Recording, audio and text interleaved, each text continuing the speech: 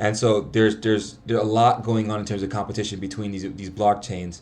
So that's where the researcher aspect comes into, and to be able to foster the right intel, the right KPIs, and deliver it to your handler, and then you would then in reciprocation receive either one, tokens, two, actual crypto dollars, or in this case USDT, or a combination of the two. And anywhere you can earn anywhere from 10,000 all the way to $120,000. This one's very, very volatile. It really depends Correct. on, if you're doing more freelance.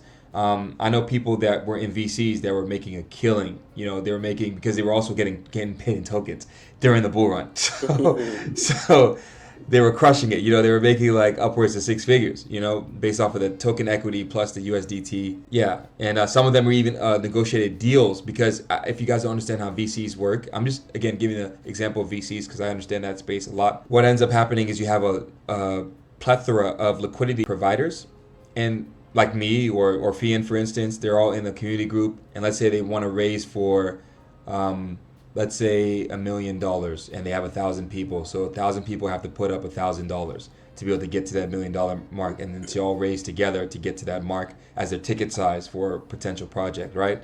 And as they raise, the VC itself takes about a 10 to 15% haircut. So that's how they generate revenue, right? So they wouldn't raise the whole 1 million. They would give 850,000, and they would keep 150,000. Some of these researchers are able to negotiate deals where they're able to, let's say, take 1%, half a percent from those raises, which is quite a lot of money, right? Per raise. And when the bull run really picks off, you're doing about 2 to 3 to 5 raises per day, sometimes even per week, depending on how serious the bull run is. I know, like, when it was really intense, they were doing about like one raise at least per day, right? Which is crazy.